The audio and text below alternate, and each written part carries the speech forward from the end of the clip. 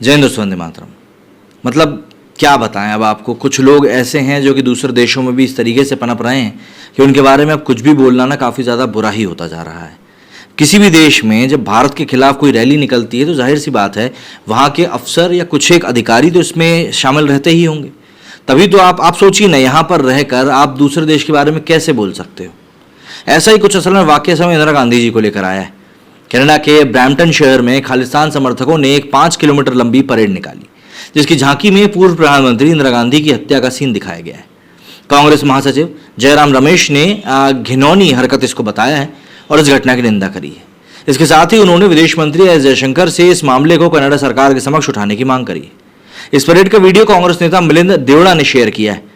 Video में इंदिरा गांधी का पुतला दिखाया गया है। पुतले को खून से सनी साड़ी पहनाकर इंदिरा गांधी की हत्या के सीन को रिक्रिएट करने की कोशिश करी गई। इसके साथ ही इंदिरा गांधी की हत्या करने वाले 2 सिख अंगरक्षकों को भी दिखाया गया है। देखिए, अब ये वीडियो की मैं पुष्टि तो नहीं कर सकता, लेकिन जो भी चीजें सामने आ रही हैं सोशल मीडिया पर वो साफ तौर पर यहां दिख रही हैं।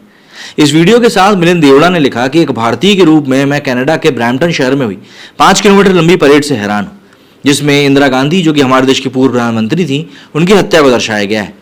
ये किसी का पक्ष लेने के बारे में नहीं है, ये एक देश के इतिहास के प्रति सम्मान और उसके प्रधानमंत्री की हत्या के कारण हुए दर्द के बारे में। इस अतिवाद की सार्वभौमिक निंदा और एकजुट होकर प्रतिक्रिया देने की जरूरत है। इस घटना की कांग्रेस नेता जयराम रमेश ने भी निंदा करी है।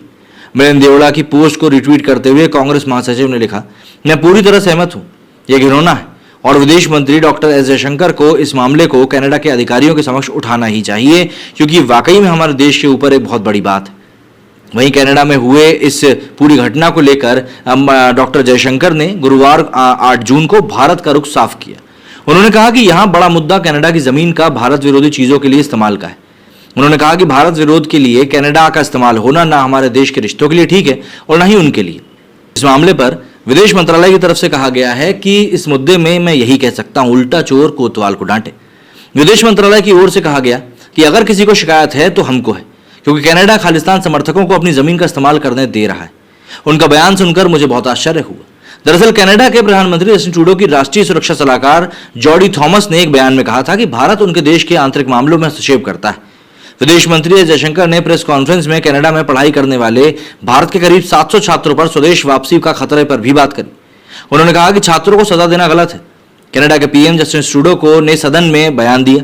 उन्होंने अधिकारियों से कहा कि हमारे उच्चायोग के साथ संपर्क है, उम्मीद है कि निष्पक्षता के साथ व्यवहार होगा।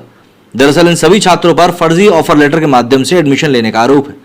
उन्होंने कहा कि दुनिया देख रही है कि भारत एक मजबूत लोकतंत्र है, लेकिन राहुल गांधी जब बाहर जाते हैं तो इसकी आलोचनाएं बोलते हैं, क्योंकि जब देश में उनकी बात नहीं चलती तो वो उनको लगता है कि विदेश में जाकर इसके खिलाफ एक समर्थन हासिल किया जा सकता है।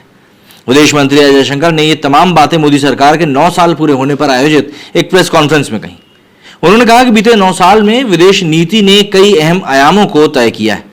इसके 2 अहम पहलू हैं कि दुनिया भारत को कैसे देखती है और भारत की विदेश नीति ने देश के लोगों के लिए कैसे सहूलियत बढ़ाई।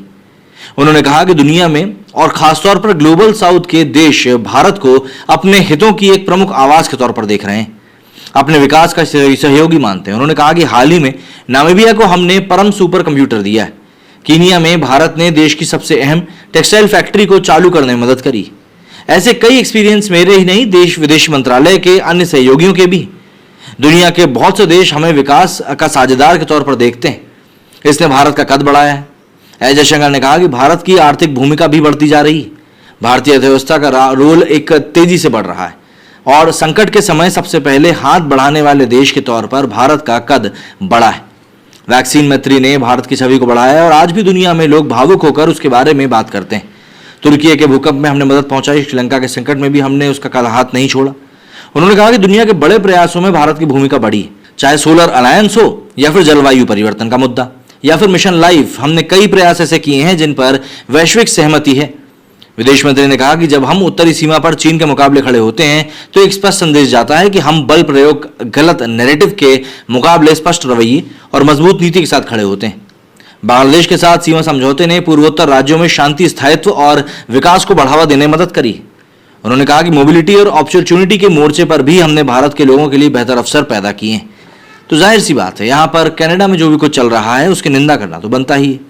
लेकिन मुद्दा यही है कि क्या वाकई में कनाडा खालिस्तानियों को जगह दे रहा है, और अगर दे रहा है तो कहीं ना कहीं इसमें घाटा उसका ही है। नीरज स्टूडियो फिलहाल इतना ही। जय हिंद, जय भारत।